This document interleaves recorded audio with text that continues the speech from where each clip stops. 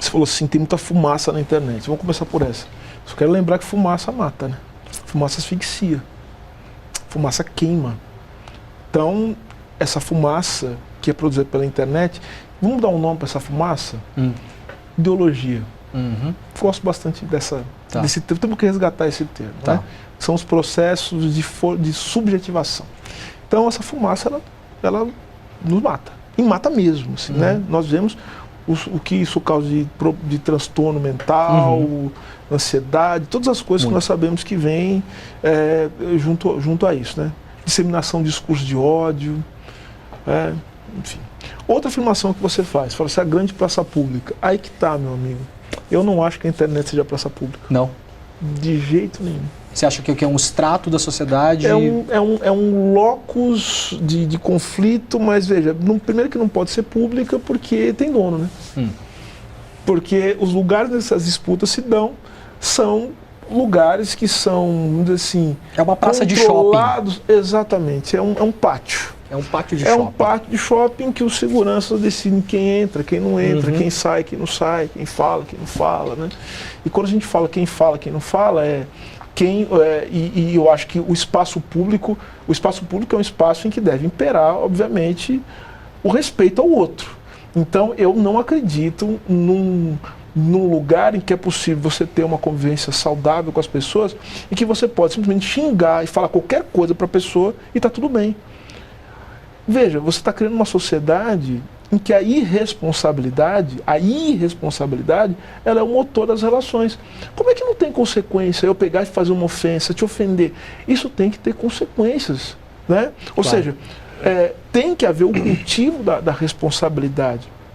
E eu acho que, e quando você fala desses pátios, né, que se converteram nas redes sociais, é justamente o contrário, porque quanto mais você odeia, quanto mais você xinga o seu coleguinha, quanto mais você é agressivo, isso aí dá lucro. Sim. Para as empresas, ou seja, o ódio é lucrativo. O ódio dá engajamento, como se costuma dizer. Então, eu não acredito que haja possibilidade de liberdade sem responsabilidade. E para que haja liberdade e responsabilidade, nós vamos ter que pensar democraticamente em parâmetros regulatórios. Você fala, por exemplo, PL 2630, que não passou e pode voltar. Isso, nós vamos para regular. Nós vamos ter que discutir as plataformas, isso. Tá. Nós estamos em risco. Nós sabemos, vamos pegar esses casos escabrosos de ataque às escolas. Tá. O pessoal fica falando, porque eles criam um negócio de deep web, né? Nós temos no Ministério dos Direitos Humanos, nós criamos um grupo de trabalho para falar sobre discurso de ódio, disseminação do discurso de ódio. Nós vamos tirar uma série de medidas em relação a isso, vamos sugerir para o centro de governo, e algumas medidas o Ministério vai tomar no uso da sua autonomia, que é garantida pela lei. Mas a questão se fala de deep web, esses ataques todos, eles são feitos à luz do dia, ou seja, não é na deep web, é na shallow mesmo, sabe? Na superfície. Sim. É no Instagram, no Twitter, no Facebook. No Twitter e tal. Isso, então a gente tem o YouTube é uma coisa impressionante. Isso. O jeito grava vídeos, sabe, ofensivos, assim, e não acontece nada. Não existe nenhum parâmetro regulatório em nome de algo que eles chamam de liberdade, mas não é liberdade. É no máximo, né, eu não chamaria nem de liberdade, eu acho que seria um abuso do direito de empresa, o abuso da prática empresarial, que se vale daquilo que os seres humanos podem produzir e pior. E os seres humanos podem fazer coisas terríveis, como já fizemos e como estamos fazendo. Então eu acho que é isso. Agora, eu estou lendo esse livro, né, If We Burn, né, Bevins, o nome, é um livro interessantíssimo, em que ele coloca uma coisa que eu acho que tem a ver com isso, né, com o que a gente está falando, né, que é mais ou menos o seguinte.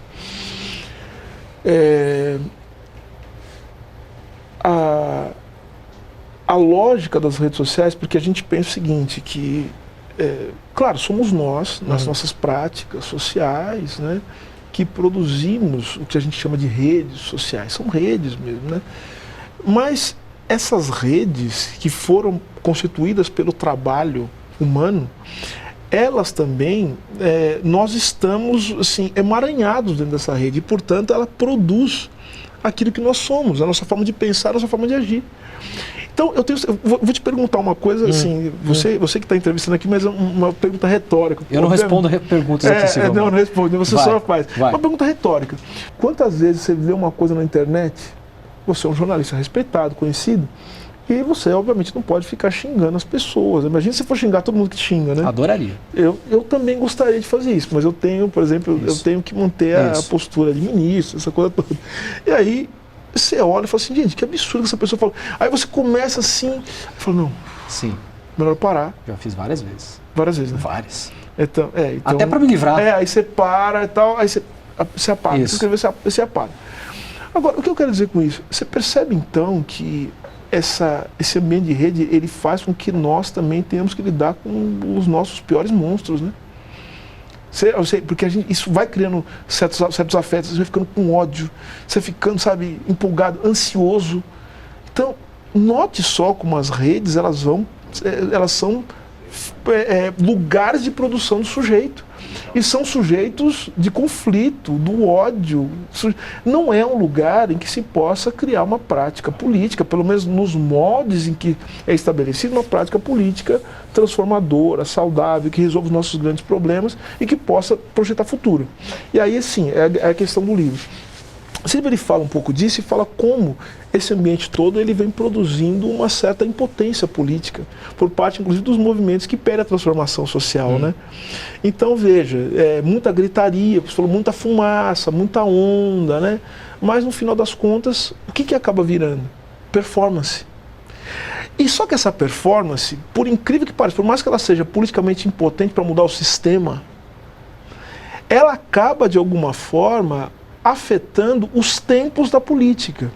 Porque se a gente não ficar esperto, a gente fica querendo, ao invés de construir política pública, é difícil construir política pública. Sim, né? Demora. Você demora. Demora. Você tem uma série de negociações com a sociedade civil e tal, não sei o quê. Não é o tempo de um tweet, né? Não é, claro que não. Porque o tweet você pode dizer o seguinte,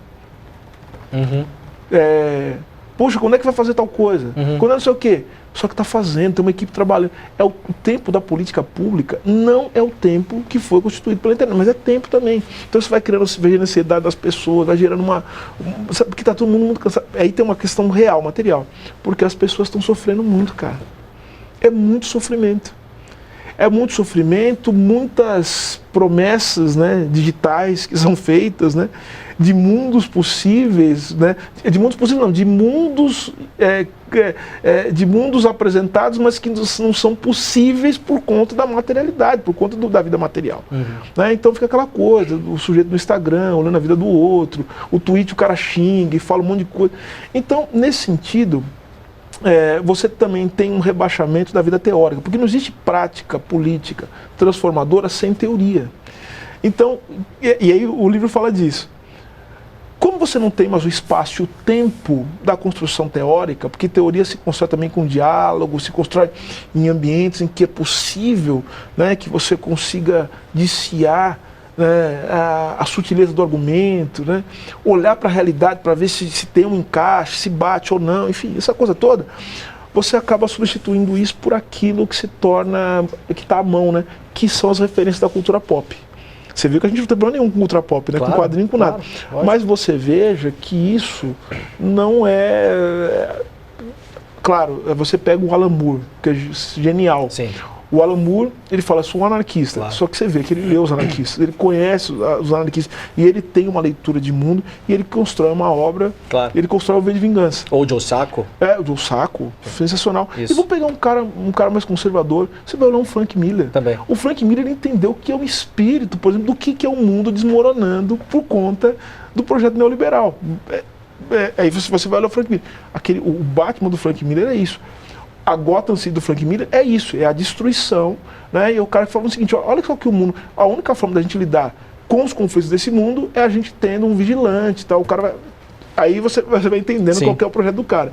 Mas agora, você olhar para isso e falar, puxa vida, o que me orienta do ponto de vista da minha prática política é a máscara do V de Vingança, sabe? É uma distância enorme. Sim, não tem nada por trás disso. Não tem nada por trás, a não ser o quê? Performance. É pura performance.